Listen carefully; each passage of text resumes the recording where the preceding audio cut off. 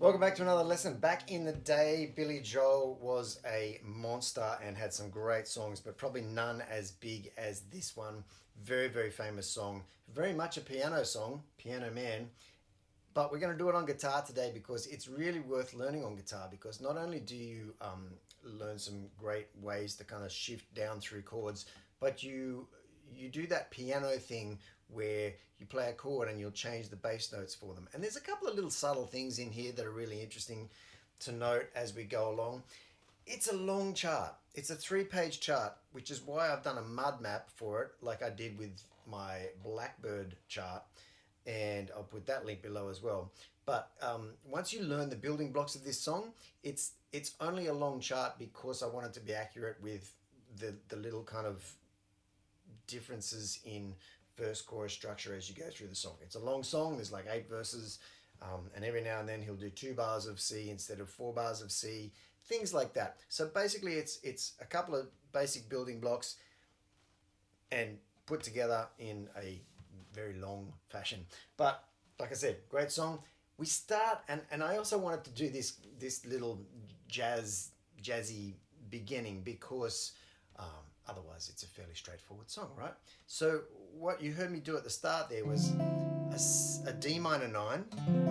It's in the key of C, this song. So we've got a D minor 9, and then he plays this little piano lick, and it's not going to sound exactly the same, but these are the notes.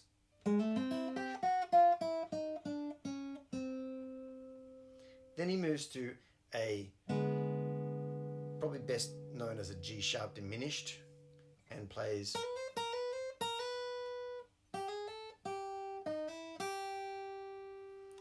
and then moves into the song proper. So that's your intro, and I've just put that on a separate little chart because it's a fun thing to play. It's not an inherent part of the song.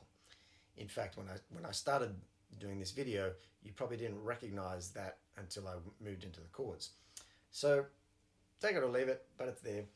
Now, when we start, we're on C, and it's in 6/8 time, right? So we're going 1, 2, 3, 4, 5, 6. 1, 2, 3, 4, 5, 6. And that means that you can strum like this with a pick, or you can do this with fingers, or you can go pick through that chord. But it's basically that 1, 2, 3, 4, 5, 6. 1, 2, 3, 4, 5, 6 feel all the way through. The intro, which is pretty much the same as the verses, but the first intro does this. C, walk it down to what I'm calling on your chart a C over B. Not technically the most accurate name for that, but basically what you're doing is going from your C, moving your bass note down to the B, and leaving this finger on here. Then down to an A minor, G, then F. Now this next one, technically it's probably best called an E minor with a flat 6. You could also put an E minor in there, but it doesn't actually sound quite as accurate and quite as good, and it doesn't flow down from that F. So what we're doing is we're going F, E flat, E minor flat 6. Here's the first quirky little thing that he does. He goes from that E minor flat 6 to a D major, then to a G, to get back to the start, and you can walk that bass line back up, so it sounds like this.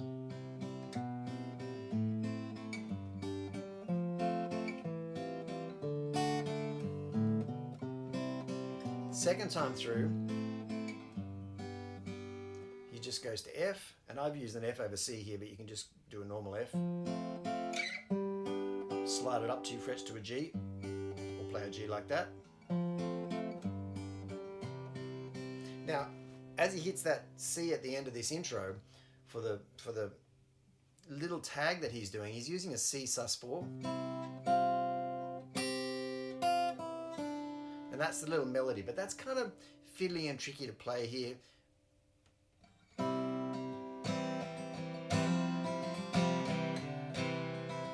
can do something like that, but it's basically 4 bars there.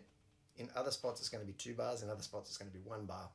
which is why the chart is so long, that you're doing that. It's basically just the little tag at the end of a verse.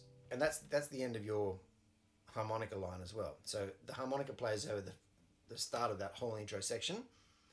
For the rest of the time through, it's just half that harmonica line. It's the second half of that intro. That second time when you do it again on that second line on your chart, that's your half harmonica tag, which you see in the mud map. First verse, same chords. D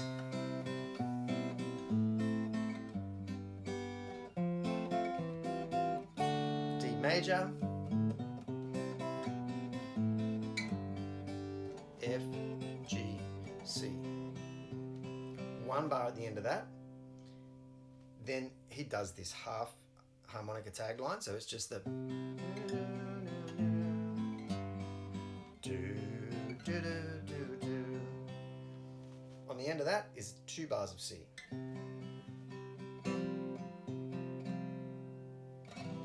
Into another verse. So that's your verse and your half harmonica tag line. That's most of the song right there.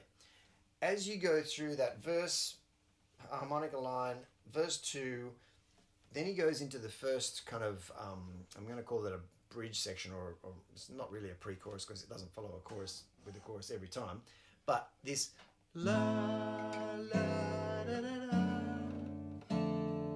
If you do your F like that, it's probably not technically an F chord. So A minor over G, D over F sharp, F or F. And you can step up through that G again, do it again. Second time through, stay on the F sharp, G, F, E minor, proper, and then a D minor at the end, not a D major, but a D minor. And then it's sing us a song, you're the piano man, sing us a song. Same chords as the verse. So that chorus chord progression is the same as the verse. And you follow that through. Cause we're all in the mood for a melody. F, you've got us feeling alright. At the end of that is 1 bar of C, and then it goes into a half harmonica tag line. So you see all these parts are starting to repeat now. And we've basically covered all the different parts that we're going to encounter.